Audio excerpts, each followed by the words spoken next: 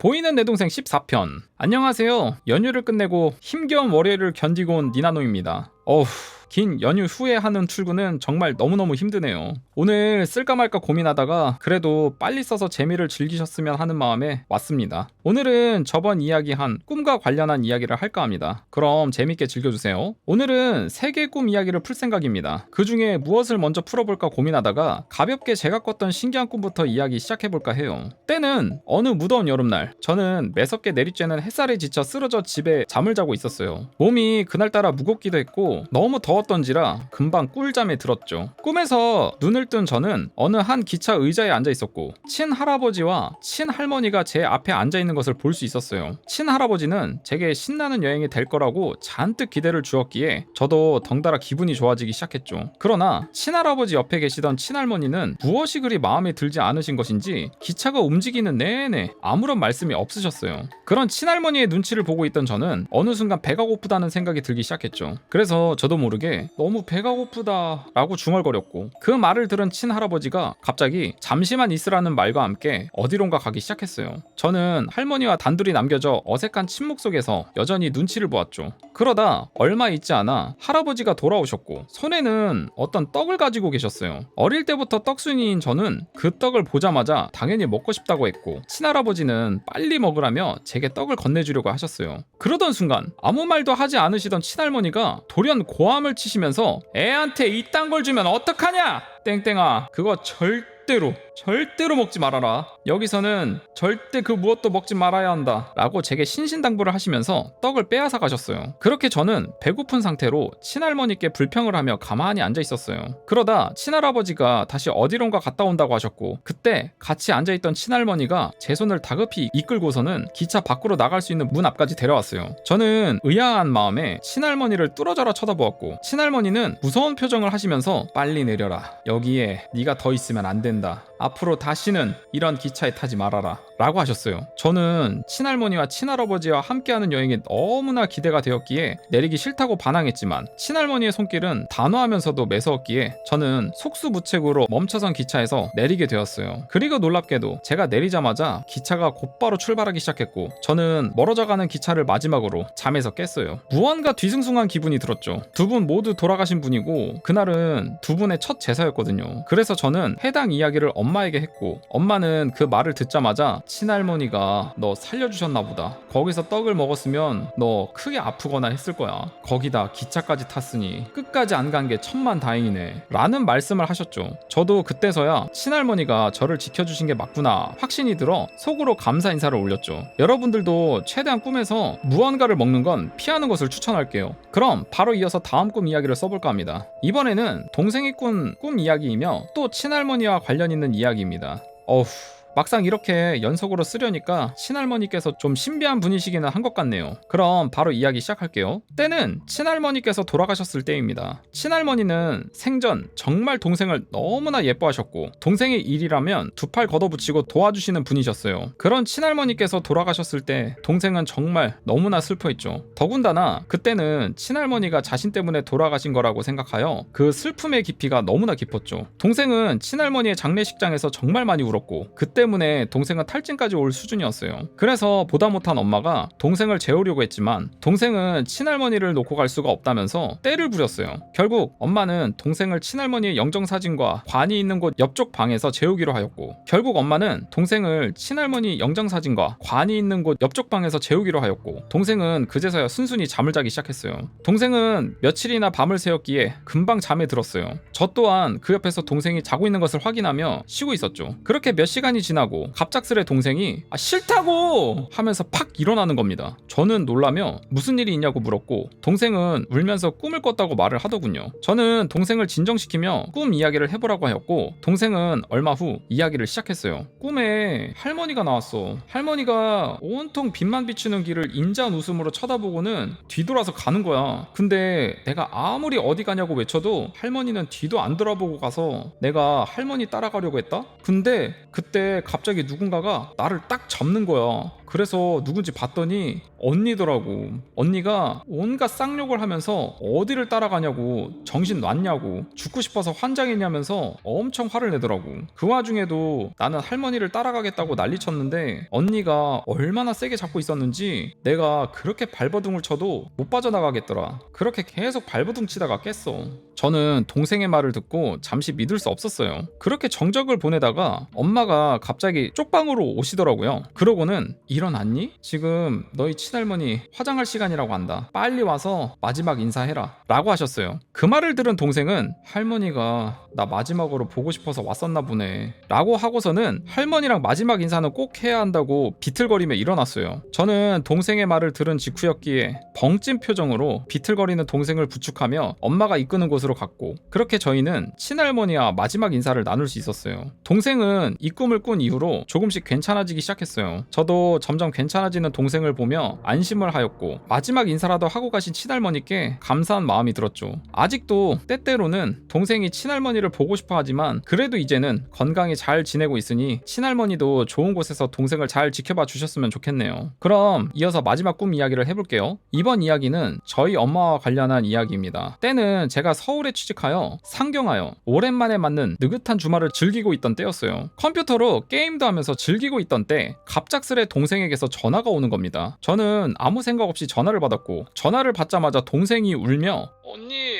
엄마가 긴급수술 들어가셨어 라고 하는 겁니다. 저는 깜짝 놀라며 무슨 일이냐고 물었고, 놀란 것인지 동생은 계속 울면서 횡설수설했기에 저는 급히 내려가겠다는 말을 하고서 가장 빠르게 갈 수 있는 비행기를 타고 울산에 왔어요. 동생이 말해준 병원으로 빠르게 가니 아빠와 동생이 창백한 얼굴로 수술실 앞에 서 있더라고요. 저는 놀란 마음을 애써 진정하며 동생에게 자초지종을 물었고, 원래 입원해 있던 엄마가 염증 수치가 급격히 나빠지며 의사가 간호사들에게 이렇게 될 때까지 뭐 했냐고 하면서 급히 긴급수술을 시작했다는 말을 했어요. 저는 불안에 떨며 울고 있는 동생을 차분히 진정시키며 괜찮다는 말을 했고, 다행히 엄마 수술은 무사히 끝났다는 말을 들을 수 있었어요. 하지만 여전히 엄마의 상태는 좋지 않았기에 퇴원을 할 수는 없었죠. 울며 불며 난리를 치던 동생은 그렇게 엄마의 상태를 보고 옆에 있겠다고 했지만 저는 아빠를 놓고 오는 것이 맞다는 생각이 들어 동생을 데리고 집으로 향했어요. 늦은 밤이었기에 저희는 집에 도착하자마자 잠에 들 준비를 하였고, 고된 하루였기에 동생은 곧바로 잠에 들었어요. 저 또한 옆에 누워 동생을 달래주며 잠을 잤어요. 그러다 새벽쯤 이상한 기분에 저는 눈을 떴고 동생이 옆에서 앉아있는 상태로 울고 있는 겁니다. 저는 깜짝 놀라 동생에게 다가갔고, 동생이 꿈을 꿨다며 이야기를 해주더라고요.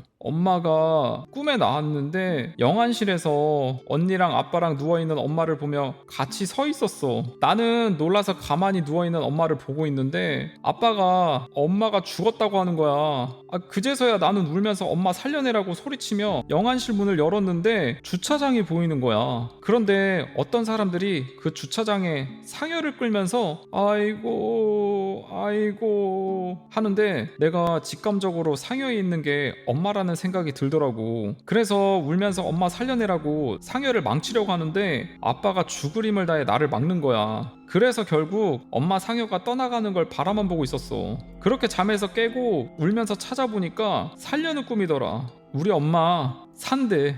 우리 엄마 살 거래. 말을 끝내면서 펑펑 우는 동생을 저는 가만히 안아주었고, 날이 밝자마자 저희는 엄마에게 향했어요. 엄마는 창백한 모습이지만 최대한 밝게 웃으며 저희를 맞이해 주었고, 동생은 그런 엄마를 보고 아프지 말라고 하면서 다시금 울었어요. 그러고는 어제 꿈 이야기를 엄마에게 해주었고, 그 이야기를 들은 엄마는 너희 친할머니가 나한테 칼 3번을 찔릴 거라더니 그 이후에는 건강하게 잘 살 거라더니 결국 3번 칼 맞고 이제는 건강해지려나 보네 라고 하셨어요. 네, 엄마의 말대로 친할머니는 이미 알고 계셨고, 엄마는 3번의 수술 끝에 정말 거짓말처럼 빠르게 회복하시고 건강해지시기 시작하셨어요. 그때는 정말 아찔한 순간이었는데 이제는 이렇게 썰로 풀 수 있는 정도가 되었네요. 와, 진짜 다행이다. 해피엔딩이네요. 다행이다. 오늘의 이야기는 여기까지입니다. 재미있게 읽으셨으면 좋겠네요. 이제 단 하나의 에피소드를 남겨두고 있네요. 마지막까지 즐겨주시길 바랍니다. 그럼 내일도 파이팅 하세요. 감사합니다. 하면서 보이는 내 동생 14편의 이야기가 끝났습니다. 그래도 뭔가 그 꿈의 징조가 꿈을 꿀 때는 되게 막 쎄한 꿈이잖아요. 막 어머니가 막 상여에 실려있는데 막 그게 가고 막 그런 게 얼마나 불안한 꿈이야. 보통 그런 꿈을 꾸고 나서 일어나면은 너무 찝찝하고 뭔가 안 좋은 느낌일 것 같고 잘 모르니까 엄청 불안했을 것 같은데 이야기 마지막이 해피엔딩이라 너무 다행입니다. 보이는 내 동생 15편 마지막 편. 자, 드디어 마지막 편입니다. 생각보다 이게 중간에 시리즈물들이 굉장히 많이 시작돼가지고 끝내는 게 좀 오래 걸리긴 했습니다. 이제 마지막 편입니다. 안녕하세요. 벌써 금요일이네요. 이번 주에 모두 고생 많으셨습니다. 조금만 더 힘내보아요. 헤헤. 오늘은 드디어 말씀드린 마지막 화를 올려볼 예정입니다. 마지막이라서 좀 잘 써보고 싶은 마음에 시간이 많이 지났네요. 여기까지 쓸 수 있었던 건 제 글을 좋아해주신 여러분들 덕입니다. 제 동생 이야기를 이렇게 재밌게 읽어주실 줄은 몰랐는데 이래저래 사랑을 받으니 많이 기쁘더라고요. 동생도 자신의 이야기를 재밌게 봐주신 분들에게 모두 감사드린다는 말을 전해달라고 했어요. 막상 마지막이 되니 조금 아쉽기도 하지만 이제 거두절미하고 이야기를 시작해보겠습니다. 오늘 할 이야기는 기억하실지 모르겠지만 앞서 말씀드린 대로 동생이 신내림을 받을 뻔한 썰을 풀어보려고 합니다. 그럼 마지막 이야기 재밌게 읽어주세요. 때는 이번 연도에 있었던 일이에요. 그 당시에 동생은 저와 같이 서울에 올라와 생활하여 주변 상황이 낯설기도 했고 주변 인간관계에서도 많은 상처가 있던 때여서 고민이 많던 때였어요. 더군다나 이상하게 평소랑은 달리 유독 사람 얼굴만 봐도 관상이 너무 잘 보이더랍니다. 원래 같으면 그 사람의 얼굴을 빤히 보거나 무언가 알아보려는 마음에 들여다봐야만 보이던 관상이 잠깐 스치거나 살짝 보았는데도 보였다고 해요. 어떻게든 안 보려고 했지만 자꾸만 그러한 일이 반복되었기에 결국 동생은 고민하다가 유명하다고 하는 무당이 있는 점집 이것저것을 막 다녔다고 해요. 물론 가서 무당에게 왜 이렇게 관상이 잘 보이는 건지에 대해서 묻지는 않았다고 해요. 그냥 앞으로 이직은 어떻게 할지 등등을 물어보고 다녔었죠. 그렇게 생활하다가 2주가 지나 딱 6월 1일이 되었을 때 동생이 쓰러졌어요. 저녁 늦게까지 회식을 하다가 집에 돌아오는 길에 동생이 쓰러졌다는 말을 들은 저는 급히 동생에게로 향했죠. 동생이 있는 응급실에 도착하자마자 저는 의사가 분주하게 동생의 주변을 맴돌며 이래저래 처치를 하고 있는 것을 보았어요. 그 위태로운 상태가 제게는 너무 충격적이었지만 지금 이 상황에서는 제가 정신을 놓아버린다면 동생이 더 불안해하고 위험해질 수도 있다는 생각에 어떻게든 정신을 붙잡았던 것이 생각나네요. 어느 정도 안정이 되었는지 꽤 시간이 지났을 때 응급실 의사 선생님께서 제게 동생분이 열이 40도가 넘었어요. 염증 수치도 정상 범위를 한참 뛰어넘었고요. 지금 당장 입원하지 않으면 안 됩니다. 라고 하셨어요. 와...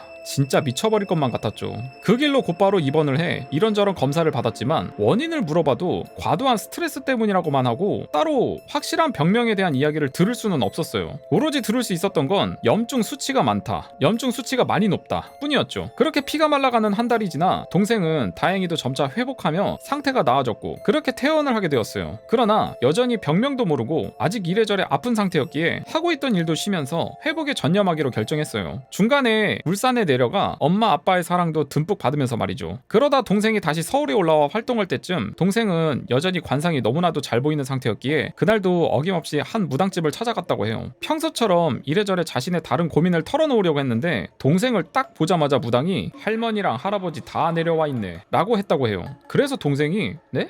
무슨 할머니랑 할아버지요? 라고 했더니 무당이 그건 네가 제일 잘 알잖아. 빨리 하는 게 좋을 거야 라고 하셨대요. 동생은 어쩐지 기분이 좋지 않아 그 무당의 말을 무시하고 그날의 기억을 흘려보냈대요. 할머니 할아버지가 그 신인가 보다 내림받으라고 얘기를 하는 것 같습니다. 그러고 얼마 있지 않아 다른 두 번째 무당집을 간 동생에게 무당이 딱 보자마자 너 할머니 할아버지 내려왔다 라는 똑같은 말을 하더랍니다. 결국 짜증이 난 동생이 그게 뭔데요? 제대로 말 좀 해줘요 라고 했더니 동생을 빤히 보던 무당이 대뜸 할머니가 무당이셨나 보네. 할머니가 모시던 신이 할아버지고 할머니는 네 친할머니다 라고 하더랍니다. 깜짝 놀란 동생은 그곳을 빠져나오자마자 곧바로 엄마에게 전화를 걸었다고 해요. 자초지종을 들은 엄마는 우리 집에서 늘 동생과 아빠의 신내림 기운을 눌러주시는 무당 할머니께 연락을 했다고 해요. 네, 분신사바편에 나온 저희 친할머니와 친하신 그 무당 할머니 맞습니다. 그분이 저희 친할머니와 함께 동생의 신내림을 막아낸 분이시거든요. 무당 할머니는 엄마의 연락을 연락을 받자마자 지금 신이 들어오려고 하는 게야. 너희 할머니가 모시고 있던 신이 너에게 오려고 해서 너 할머니가 말리려고 같이 내려온 거고 라고 하시고는 집안 대대로 내려오는 비방을 알려줬다고 해요. 그제야 동생은 자신이 쓰러진 것과 관상이 유독 잘 보이게 된 이유를 알게 되었고 무당 할머니가 알려주신 그 비방을 어렵사리 해냈죠. 아쉽게도 정확한 비방을 알려드릴 수는 없을 것 같아요. 무당 할머니께서 이 비방은 알고 있는 사람이 적을수록 효험이 좋다. 절대 너희 가족들 말고 다른 사람들이 알아서는 안 된다. 만약 알려지면 나중에 너 신내림 받을 수도 있는 게야 라고 하셨거든요. 그래서 그 비방을 알고 있는 저도 이렇게 조심히 푸는 겁니다. 어쨌든 그렇게 비방을 한 덕분인지 동생은 그 뒤로 관상을 보는 것이 조금 덜해졌다고 했어요. 그렇게 평온한 하루를 보내던 며칠 후 동생이 한 꿈을 꿨다고 해요. 꿈에서 동생은 집에서 잠을 자고 있는 자신을 볼 수 있었는데 어디선가 소리가 들리더랍니다. 끽끽거리는 소리에 동생은 소리의 근원지를 찾으러 이리저리 집안을 둘러보았고 어떤 아저씨가 밖에서 동생 집 창문을 막 닦고 있더랍니다. 그것을 보자마자 동생은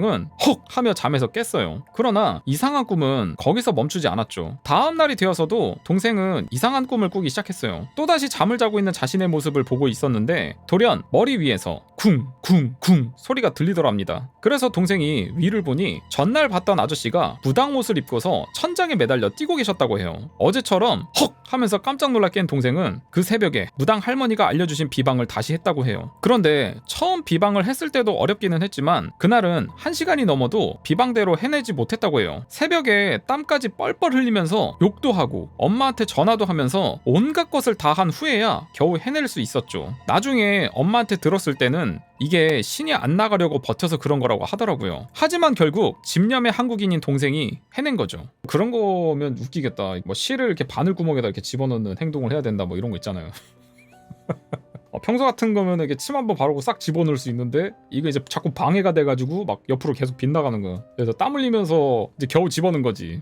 개소리였습니다. 만약에 그랬으면 웃겼을 것이다. 무당 할머니께서는 갑자기 신내림을 받을 뻔한 이유가 무당집을 다녀서 라고 하셨어요. 안 그래도 그러한 기운이 강한 동생이 관련된 곳을 자꾸 돌아다니니까 신이 내려오려고 했다는 거죠. 결국 동생은 그 말을 듣고서 다시는 그런 곳에 가지 않겠다고 다짐하고 그렇게 일이 마무리가 되었답니다. 사실 요새도 동생은 몸을 사리기 위해 관상을 최대한 안 보려고 해요. 무당 할머니께서 자꾸 관상을 보면 그러한 기운이 더 세진다고 하셨거든요. 그래서 아쉽게도 초반에 상사님께서 자신의 관상이 어떠냐고 했을 때도 말씀드리지 못했던 거였어요. 아 그래요?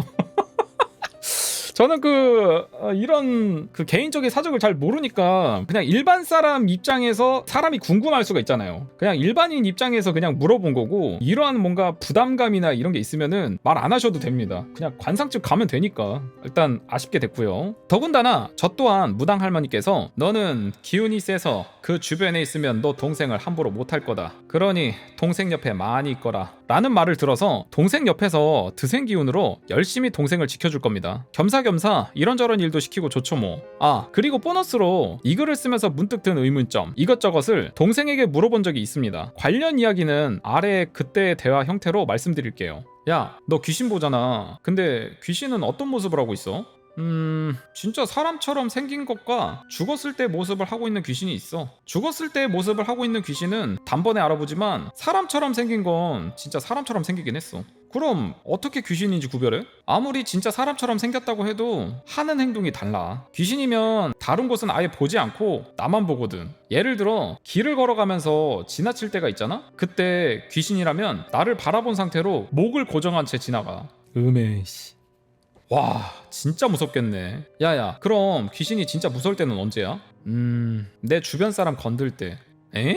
자세히 말해봐. 한 번은 아빠가 운전하는데 그 앞에서 귀신이 장난치고 있었던 적이 있었어. 아 엄마 머리를 건든 적도 있고. 다행히 크게 나쁜 짓을 한 귀신은 아직까지 없지만 만약 귀신들이 내 주변 사람이나 가족들한테 해코지하지는 않을지 걱정되고 무서워. 헐 나한테는 그런 적 없었어? 언니는 멀찍이 떨어져서 보고 있어. 그래서 언니 걱정은 안 해. 아니 이게 그 글 초반 때부터 느꼈던 건데 도대체 무슨 기운을 타고났길래 동생도 뭐라고 해야 되냐 언니를 되게 방패막이로 많이 썼었거든요. 도대체 무슨 기운을 타고난 거야? 다행히도 제게는 그런 일이 단 한 번도 없었다고 하네요. 동생 걱정도 덜 겸 가족 모두 제가 지켜줘야겠습니다. 네, 옆에 아주 껌딱지처럼 붙어있겠다는 선언입니다. 이렇게 마지막 에피소드가 끝났습니다. 마지막까지 재밌게 읽으셨나요? 번외가 있다면 간간히 쓰러 오겠습니다. 저도 이렇게 마지막까지 쓰면서 정말 즐거웠고 행복한 기억이었습니다. 제 글을 좋아해주신 상상님, 그리고 여러분 모두 건강하시고 행복한 나날들 보내시기 바라며 보이는 내 동생은 여기서 마치겠습니다. 그동안 정말 부족한 글 많이 사랑해주셔서 감사합니다. 하면서 니나노님의 보이는 내 동생 15편 마지막 이야기가 마무리됐습니다. 일단은 굉장히 수고하셨다는 말을 전해드리고 싶고요. 재미있는 이야기 들려주셔서 너무나 감사드리고요. 항상 시리즈편 끝날 때 하는 이야기지만 이게 뭔가 또 한 사람의 인생을 또 본 것 같아서 재미있는 간접 경험을 한 것 같습니다. 뭐 또 새로운 이야기 있으면은 또 이어서 진행할 수도 있는 부분이니까 언제든지 적어주시면은 제가 읽도록 하겠습니다. 재밌게 잘 봤습니다. 고생하셨습니다.